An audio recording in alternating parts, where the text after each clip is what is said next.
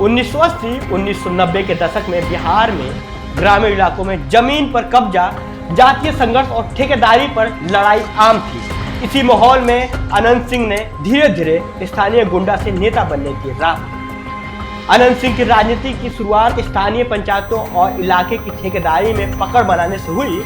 मोकामा बाढ़ इलाके में उनका नाम सबसे पहले उस समय सुर्खियों में आया जब उन्होंने जमीनी अपराध और वसूली में दबदबा दिखाया। पुलिस रिकॉर्ड बताते हैं कि उनके खिलाफ हत्या, अपराध, धमकी और जबरन वसूली के मामले दर्ज हुए, लेकिन ज्यादातर केस गवाहों के बदल जाने या सबूत गायब हो जाने के कारण कमजोर पड़ गए। अनंत सिंह ने अपने राजनीतिक कैरियर की शुरुआत 2005 में जनता दल यूनाइटेड यानी जेडीयू से की। उस साल बिहार विधानसभा चुनाव में मोकामा सीट से उन्होंने पहली बार चुनाव लड़ा। ये वही समय था जब बिहार में लालू यादव का राज ढल रहा था और नीतीश कुमार विकास के एजेंडे के साथ उभर रहे थे। नीतीश कुमार ने ऐसे नेताओं की जरूरत महसूस की जो जमीन पर पकड़ रखते हो, जनता में डर और सम्मान दोनों बनाए रखे। अनंत सिंह का प्रभाव और डर दोनों ही उनके लिए राजनीतिक अवसर बने। 2005 के चुनाव में उन्होंने जीत दर्ज की और पहली बार विधायक बने। विधायक बनने के बाद अनंत सिंह ने मोकामा में अपनी पकड़ और तेज की और धीरे धीरे जनता और मीडिया में उनका नाम छोटे सरकार और डॉन ऑफ मोकामा के रूप में प्रसिद्ध हुआ। इस समय तक पुलिस रिकॉर्ड और मीडिया रिपोर्ट में दर्ज है कि उनके क्षेत्र में कोई भी सरकारी ठेका या राजनीतिक रैली उनकी अनुमति के बिना संभव नहीं थी। अगर कोई उनके खिलाफ बोलता तो पुलिस या प्रशासन की कार्रवाई होती। यही वजह थी कि मीडिया और जनता दोनों में उनका नाम बाहुबली और डरावना नेता के रूप में गूंजने लगा। 2005 से 2010 तक अनंत सिंह ने जेडीयू के साथ अपना राजनीतिक प्रभाव बनाए रखा। 2010 में उन्होंने फिर से चुनाव लड़ा और जीत दर्ज की, लेकिन 2015 के आसपास बिहार की राजनीति के समीकरण पूरी तरह बदल रहे थे। नीतीश कुमार और भाजपा का गठबंधन सत्ता में था, जबकि लालू यादव की पार्टी आरजेडी विपक्ष के तौर पर खड़ी थी। इस समय अनंत सिंह, जो कभी नीतीश कुमार के बेहद करीबी माने जाते थे, अचानक परेशानी पैदा करने वाले साथी बन गए। उनके खिलाफ विपक्ष लगातार सवाल उठा रहा था। सवाल यह था, कैसे बाहुबली विधायक सत्ता के साथ है? जनता और मीडिया में यह सवाल गर्म होने लगा। उसी दौरान पुलिस ने उनके घरों पर छापेमारी की, उनके करीबी सहयोगियों के खिलाफ कार्रवाई की और 2015 में एक हत्या के मामले में उन्हें जेल भेज दिया गया। जेल जाने के बावजूद उनका प्रभाव मोकामा और आसपास इलाके में बना रहा। जनता कहती थी छोटे सरकार अंदर है, पर डर और सम्मान अब भी उन्हीं का है। जेल में रहते हुए भी अनंत सिंह ने राजनीतिक बयान जारी किए। उन्होंने कहा कि उनके खिलाफ केस सिर्फ राजनीतिक साजिश है और जो कार्रवाई की जा रही है वो सत्ता के समीकरण को बनाए रखने के लिए है। सोशल मीडिया पर उनके बयान वायरल हुए। लोग उन्हें मजाकिया और डरावना दोनों अंदाज में शेयर करते थे। लड़ाई करवा रहा है सरकार जी, दोगला है। मीम्स में जेल से निकलते हुए उनकी तस्वीरें को कट किया गया। लोग हंसे, मजाक बनाया, लेकिन असली वजह मोकामा में उनका नेटवर्क, अवैध हथियार और इलाके पर कब्जा, उस पर ध्यान ही नहीं था। जेल से बाहर आने के बाद अनंत सिंह ने नीतीश कुमार के नेतृत्व वाली जेडीयू को चुनौती देना शुरू किया। आरजेडी के करीब जाने के बाद उनकी राजनीतिक दिशा बदल गई। उनका कहना था कि नीतीश जी भूल गए कि मोकामा में उनका झंडा उन्होंने खुद बुलंद किया। जनता के बीच उनका असर बरकरार रहा। 2020 के विधानसभा चुनाव में उन्होंने आरजेडी से टिकट ली और जीत हासिल की।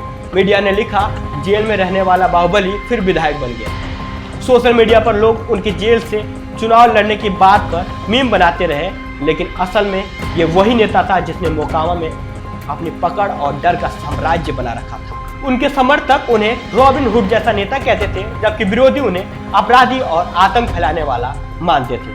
2019 में एक बार फिर उनका नाम सुर्खियों में आया जब उनके घर से AK-47 और गोला बारूद बरामद हुआ।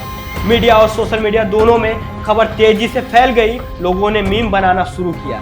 बाहुबली फिर AK-47 के साथ जनता के बीच डर और मजाक का मिश्रण बना।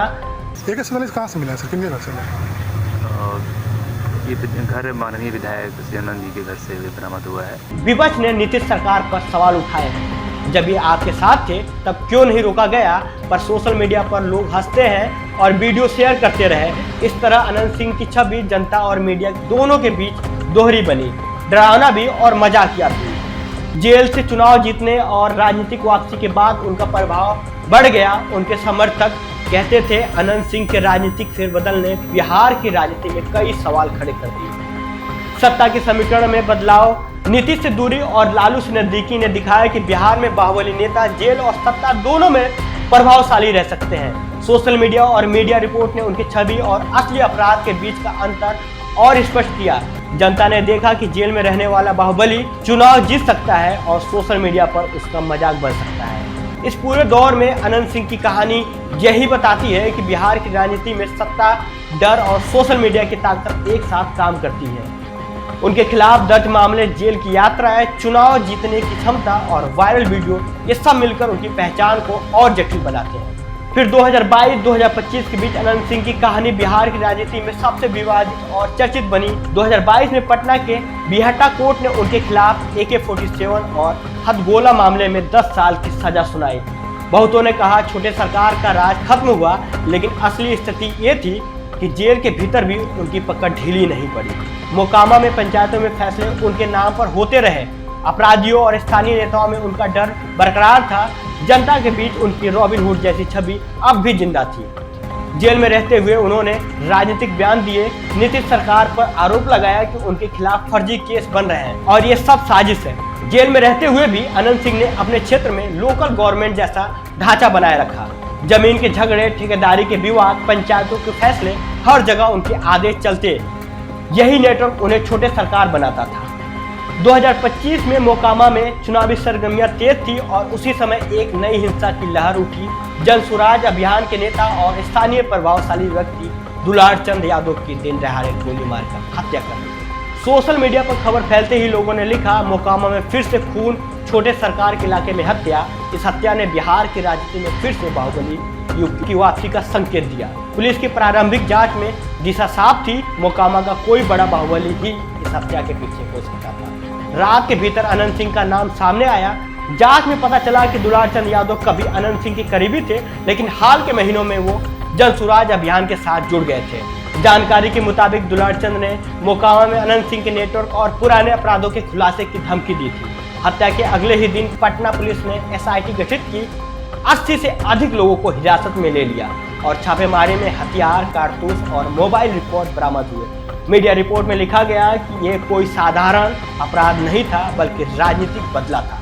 सोशल मीडिया पर #छोटे सरकार जिंदाबाद और #दुलार चंद इंसाफ दो जैसे ट्रेंड शुरू हुए। दुलार चंद यादव हत्याकांड के बाद बिहार की राजनीति ने एक बार फिर सबको यह याद दिलाया कि यहाँ सत्ता की लड़ाई बंदूक और डर के जरिए होती है।